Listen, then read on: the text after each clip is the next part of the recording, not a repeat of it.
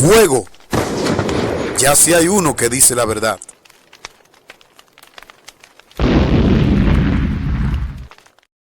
Un abrazo para toda mi familia. Ustedes son mi familia. Por eso oro por ustedes, por su salud, por sus hijos y sobre todo para que Dios me le dé la vida eterna. Que muy pronto nos encontremos todos con el Señor Jesucristo. En esta vez voy a reaccionar sobre este pastor evangélico que ha dado mucho de qué hablar, porque este pastor es diferente a los demás. A pesar de que es evangélico, él dice la verdad bíblica. En esta oportunidad, él nos va a explicar la parábola de Rico y Lázaro.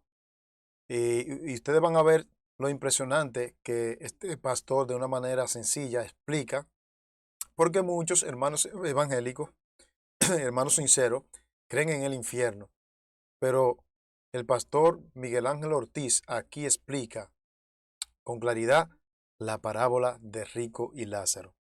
Antes de ir al material, quiero pedirte que te suscribas a nuestro canal, que es completamente gratis. Además, al hacerlo, te añadimos a nuestra lista de oración y también estamos orando por ti y por tu familia.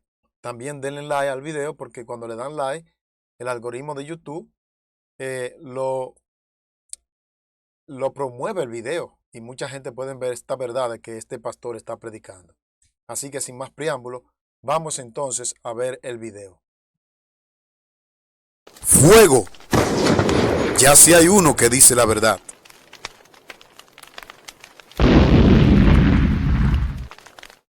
Un abrazo para toda mi familia. Estoy orando por ustedes, por sus hijos, por su salud y sobre todo para que Dios me les regale la salvación en Cristo Jesús.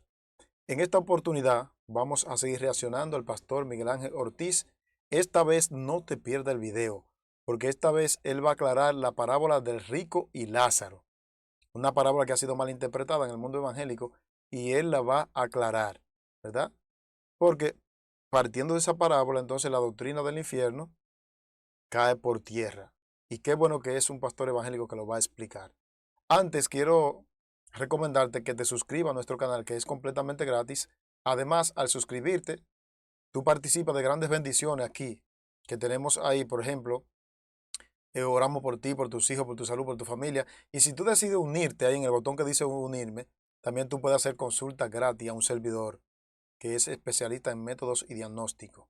Así que ya lo sabes, únete y apoya nuestro ministerio. Además, dale a me gusta, denle al dedito, reviéntenlo, porque cuando ustedes le dan a me gusta, YouTube, el algoritmo de YouTube, recomienda el video y este mensaje que este pastor está predicando puede llegar a muchas personas. Dicho esto, vamos a entrar entonces en lo que atañe a nuestro tema de hoy. Así que vamos a ver este tema sobre la parábola de Rico y Lázaro con el pastor Miguel Ángel Ortiz. Vamos a escuchar. Cuando llegamos al capítulo 16 del libro de Lucas, vamos a encontrar el rico y Lázaro. Unos dicen que es una parábola, otros dicen que no, que es un evento real, tal como lo narra Lucas 16.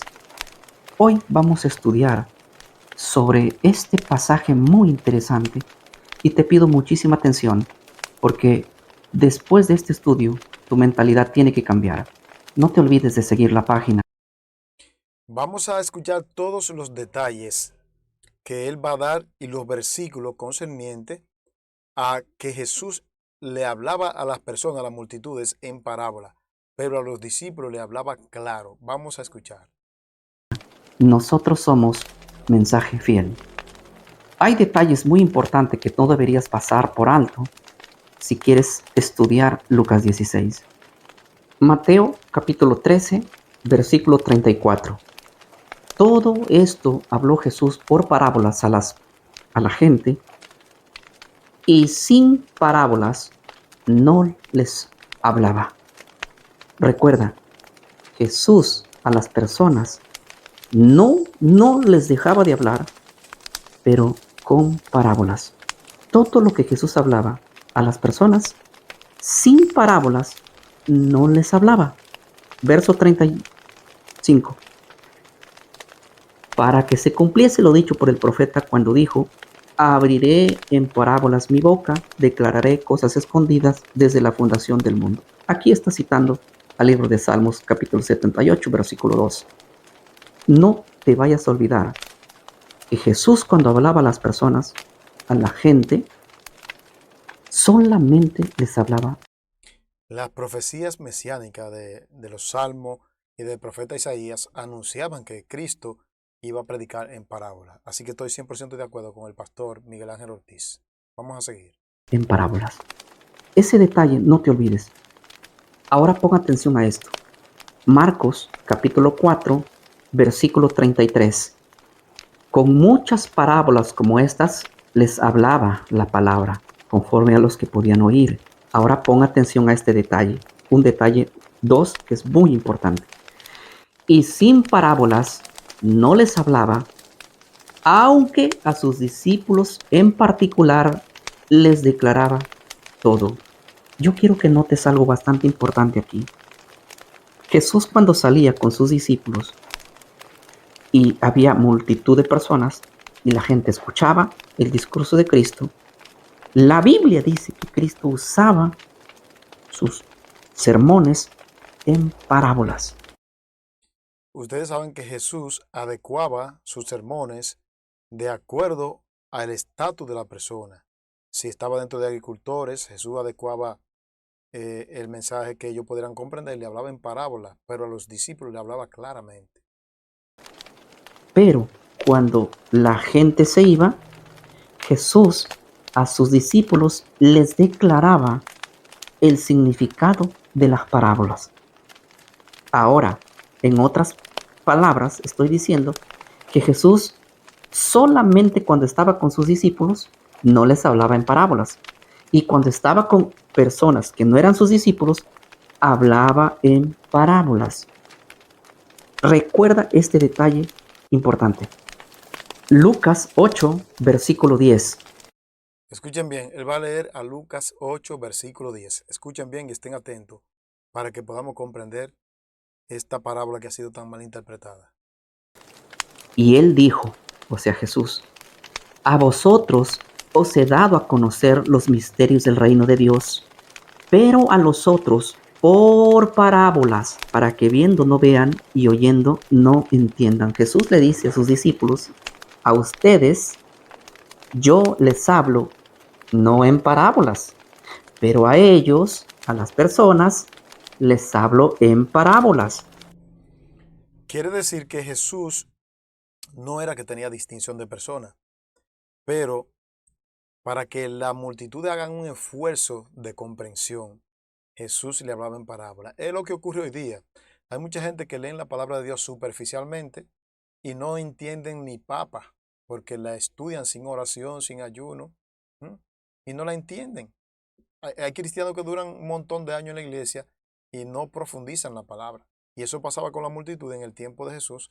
Y hoy en día ocurre lo mismo. Dios deja la Biblia ahí, pero hay una promesa en Jeremías 33:3. Dice, clama a mí que yo te responderé y te enseñaré cosas grandes y ocultas que tú no conoces. Es decir, en la palabra de Dios hay cosas grandes y ocultas, pero debemos clamar a Dios. Entonces los discípulos, como estaban siempre con Jesús, en el trabajo misionero, Jesús le hablaba claro, pero a los otros Jesús les dejaba que hicieran un esfuercito. O sea, hay dos cosas bastante clarísimas. Jesús dice que cuando está con personas y sus discípulos, o sea, personas aparte de sus discípulos, Él habla en parábolas. Sí, señor. Pero que solamente cuando está con sus discípulos solos, les habla en parábolas. Teniendo clarísimo este detalle, vamos a ver que Lucas capítulo 16 nos va a decir si Jesús solamente estaba con sus discípulos o estaban más personas aparte de sus discípulos. Atención aquí.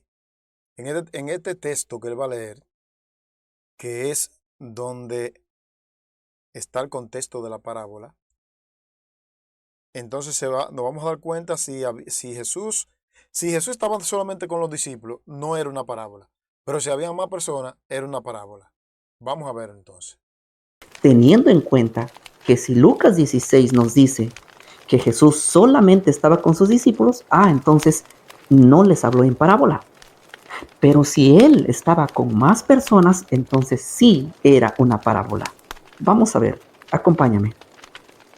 Lucas capítulo 16, voy a leer la Reina Valera, la Biblia más usada por nosotros los evangélicos. Yo sé que Lucas capítulo 16. Vaya ya con su Biblia para que vea cómo este hombre está predicando con la verdad, con la palabra de Dios. tú tienes una Reina Valera. Lucas 16, el título de Lucas 16 dice, parábola del mayordomo infiel. Ahora, nota lo que dice el verso 1. Dijo también a sus discípulos, un hombre rico que tenía un mayordomo, este fue acusado ante él como disipador de sus bienes. Ahora, disipador de sus bienes. Ahora, pon atención. Aquí la Biblia dice, dijo también a sus discípulos. Aparentemente el título aquí dice que es una parábola, pero cuando Jesús se empieza a dirigir a sus discípulos. O sea, a primera instancia, cualquiera cree que Jesús está solamente con los discípulos, pero nos vamos a dar cuenta, según lo que él va a explicar con la Biblia, que habían más personas. Vamos a ver. Recordando que los discípulos no eran solamente los 12, sino mucha gente, aparte de los 12. La pregunta es inmediata. ¿Solamente aquí Jesús estaba con sus discípulos o estaba con otras personas? Si en Lucas 16 nosotros encontramos que Jesús solamente estaba con sus discípulos, entonces sí era una parábola. Pero si está con más personas aparte de sus discípulos, entonces no es una parábola. Ahora nota lo que dice el versículo 14. Y oían también todos estas cosas los fariseos. O sea, en primer lugar hay que Tremendo. Aparte de los discípulos, allí estaban los fariseos. Es decir, que sí era una parábola. comprender que cuando Jesús empieza a hablar en el capítulo 16 del libro de Lucas, Jesús no estaba solo con sus discípulos, sino que había una audición que eran gente muy aparte de sus discípulos, ya que aquí estaban presentes los fariseos, teniendo en cuenta las palabras del propio Jesús cuando le dijo a sus discípulos, a ustedes aparte, yo les explico las parábolas, pero cuando hablo a las personas, les hablo en parábolas. Y siempre cuando Jesús se va a dirigir a su auditorio, y su auditorio no es solo de discípulos, les habla en parábolas. ¿Se entiende? Esto es interesante. Esto debería romper con el mito de creer que Lucas 16 es un registro solamente a sus discípulos y es parábola. No. ¿Por qué? Porque aquí la Biblia dice que él estaba con mucha gente, afirmando entonces de que Lucas 16 sí es una parábola. ¿Por qué es una parábola? Por las propias palabras de Mateo, por las propias palabras. Y claro, él está explicando todo esto para sentar el contexto de la parábola de Rico y Lázaro, para que estemos claros que ese evento que se está dando allí en Lucas 16 era parábola, y una parábola no se puede coger como literal.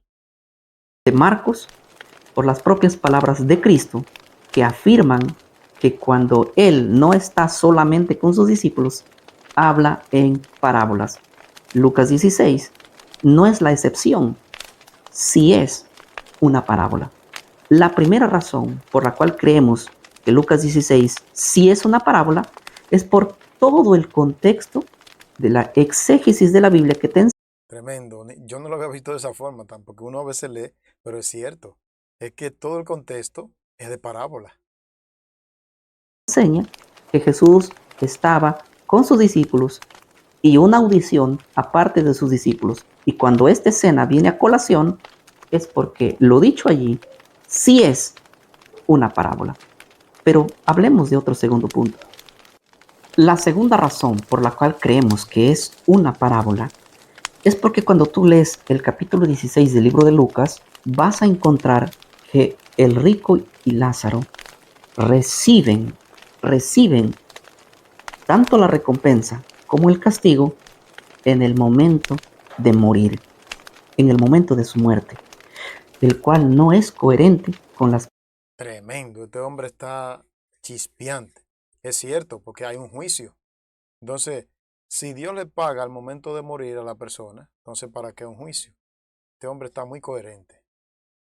propias declaraciones del propio Jesús y de los propios apóstoles y de los propios patriarcas y profetas de toda la Biblia.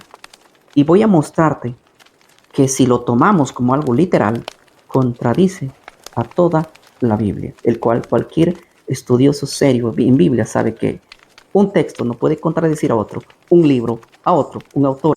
Ese es el principio interpretativo correcto. Coger un poquito aquí, un poquito allí, pero no que un pasaje no contradice el otro, como añade el pastor Miguel Ángel Ortiz. Este siervo del Señor se ve que está estudiando bien.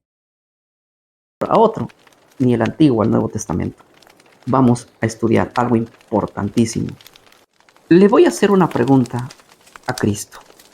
Señor, dinos cuándo será el premio que le darás a los justos y el pago que le darás a los injustos. Tremendo. Yo sé que viene, yo sé con la que él viene ahora. Viene con la Biblia, porque el premio se va a dar cuando Cristo venga. Y él me va a llevar al libro de Mateo, capítulo 25, el verso 31. Pon atención a este texto. Cuando el Hijo del Hombre venga en su gloria y todos los santos ángeles con él, entonces se sentará en su trono de gloria. Ahora pon atención al verso 32. Y serán reunidos delante de él todas las naciones, y apartará los unos de los otros como aparta el pastor las ovejas de los cabritos. En el tiempo cronológico, ¿cuándo? Cuando venga en su trono de gloria. Cuando venga Cristo. Es decir, no tiene lógica que Rico y Lázaro hayan recibido su recompensa porque Cristo no ha venido. Es tremendo. Cuando venga allí es que él separa los unos de los otros. Ahora, pon atención al verso 46. ¿Cuándo, Señor, es el castigo para el impío? ¿Y cuándo es la recompensa para el justo? Jesús lo declara en el versículo 43 o 46. E irán estos al castigo eterno y los justos a la vida eterna. ¿Cuándo es el castigo eterno y cuándo es la vida eterna? Cuando Él venga en su trono de gloria. Correcto, correcto. Ya en otro tema explicaremos el castigo eterno, ¿verdad? Pero es correcto, como él dice, cuando Cristo venga. Esto refutaría la idea que el premio y el castigo se recibe en el momento de morir. No existe eso. Jesús está declarando aquí.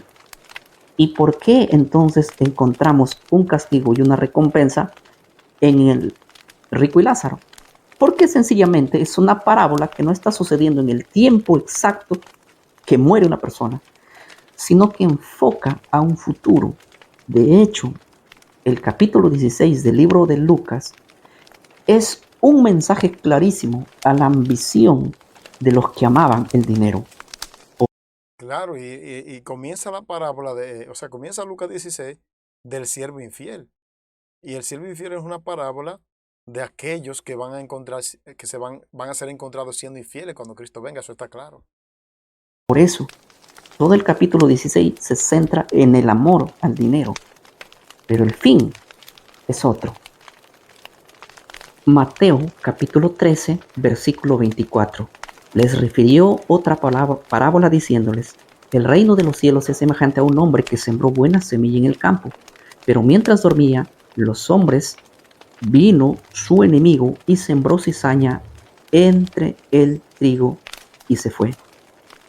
Ahora sus siervos le dicen, déjanos arrancar la cizaña, porque nosotros sabemos que tú sembraste solamente trigo. Y hay algo importante que él le dice. Pon atención al verso 30. Verso número 30 dice así, dejad crecer juntamente lo uno y lo otro hasta la siega. Y al tiempo de la siega yo diré a los segadores, recoged primero La siega es la segunda venida de Cristo, para los que no lo saben. la cizaña y atadle en manojos para ser quemada. Pero recoged el trigo en mi granero. La pregunta es, ¿cuándo se va a atar la cizaña y se echa al fuego? ¿En el momento de morir? ¿Cuándo se recoge el trigo en el granero? ¿En el momento que mueren? ¿O en el tiempo del fin? Vamos a ver qué nos dice el Señor.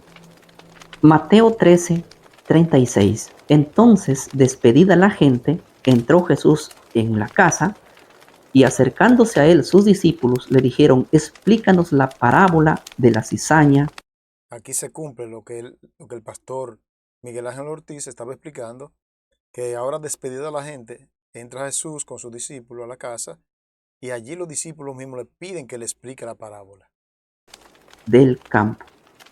Esto también aumenta el creer que los discípulos sabían que cuando estaban con la gente no le preguntaban nada a Cristo sobre una parábola, porque Jesús hablaba en parábolas cuando estaba con las personas.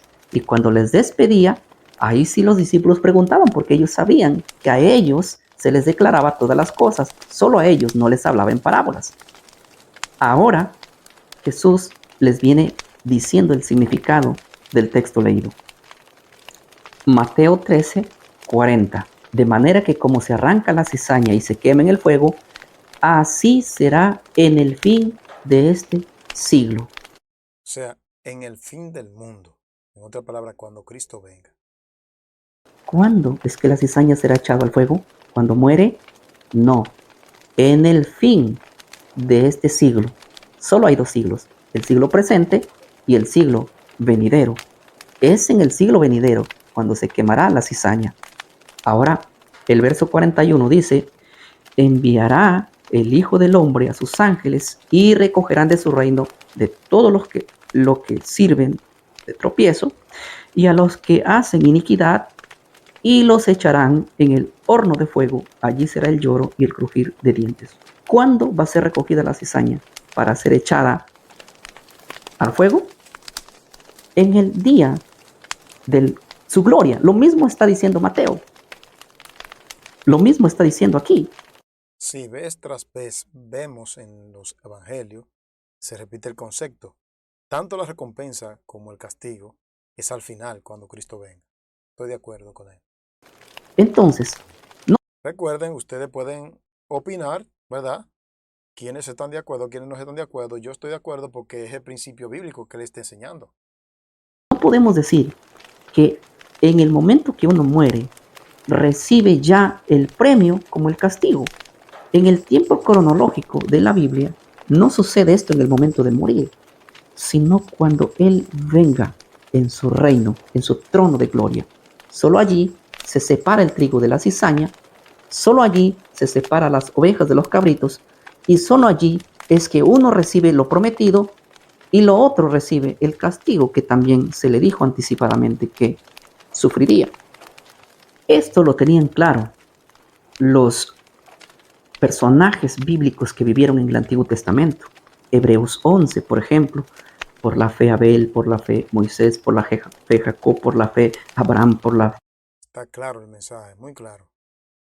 fe Isaac, por la fe Moisés, por la fe todos los hombres de la fe que vivieron en el Antiguo Testamento, dice el verso 39 de Hebreos 11, y todos estos, aunque alcanzaron buen testimonio mediante la fe, no recibieron lo prometido. Tremendo, es cierto. Toda esa gente la gente que aparece en la lista de Hebreos 11 no recibieron su premio. Ellos están aguardando a que cuando Cristo venga ese premio se le dé. ¿Sabes por qué? Porque la promesa de la recompensa para todos ellos está en el tiempo cronológico del futuro, no el día de morir. El libro de Daniel termina diciendo así, Daniel 12:13, y tú, Daniel, irás hasta el fin y dormirás, reposarás o simplemente morirás. Eso es lo que dice el verso 13.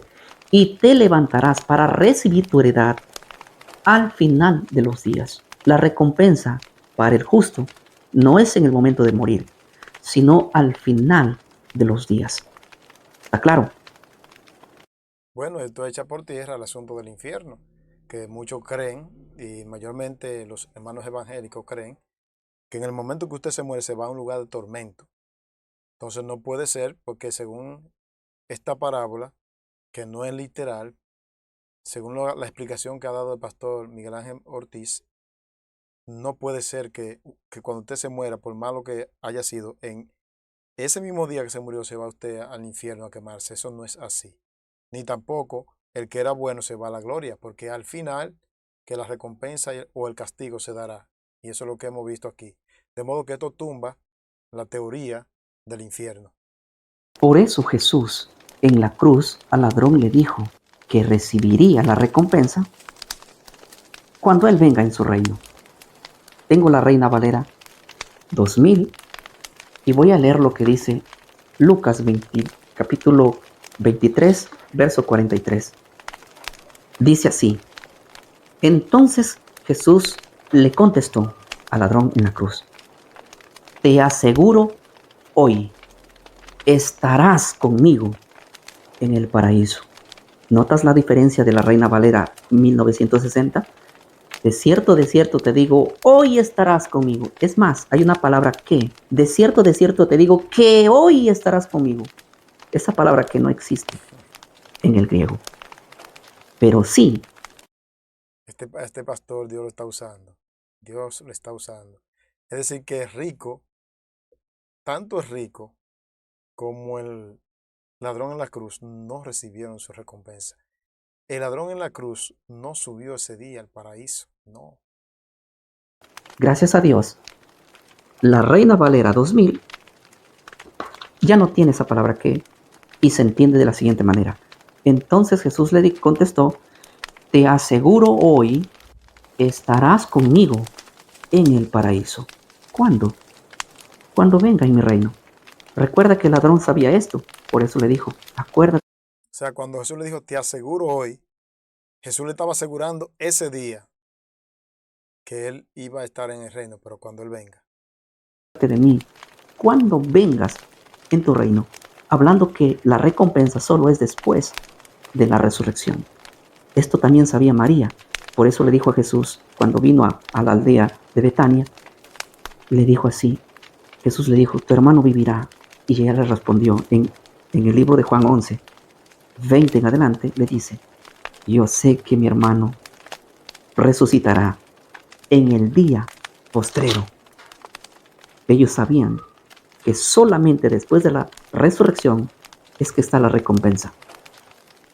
El apóstol Pablo, conociendo esto, escuchen bien los textos, son todos en su contexto. Segunda de Timoteo 4:8 dice así: por lo demás me está guardado la corona de justicia, la cual me dará el Señor juez justo en aquel día. ¿Cuándo? Cuando Él venga. Pablo decía que la recompensa de la corona de victoria y la corona de justicia. Y claro, más para abajo de ese pasaje que él no lo leyó, dice, y no solamente a mí, sino a todos los que aman su venida. Entonces se ve en el contexto que es en la venida de Cristo. Será recibido en aquel gran día, y no solamente a Él, porque dice aquí, y no solo a mí, sino también a todos los que aman su venida. Cuando Él venga en su trono de gloria, separará para dar la recompensa y separará para dar el castigo. Trigo, por un lado, y cizaña, por otro lado. La recompensa y el castigo es en su venida, no en el momento de morir.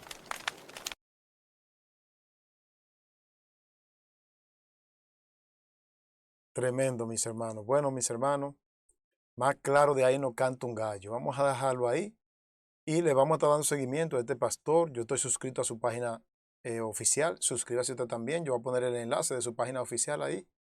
Señor, y este hombre lo está usando Dios. Yo sé que muchos hermanos evangélicos van a ser convencidos por el Espíritu Santo. Recuerden darle like al video, denle like todito. Somos aquí 40,000 suscriptores. Si todos le dan like, pues entonces YouTube lo va a recomendar el video. Gracias a todos. Oremos por este hombre de Dios, por Miguel Ángel Ortiz, por su ministerio, y oremos los unos por los otros. Así que nos vemos en otro video si Dios lo permite. Fuego. Ya si hay uno que dice la verdad.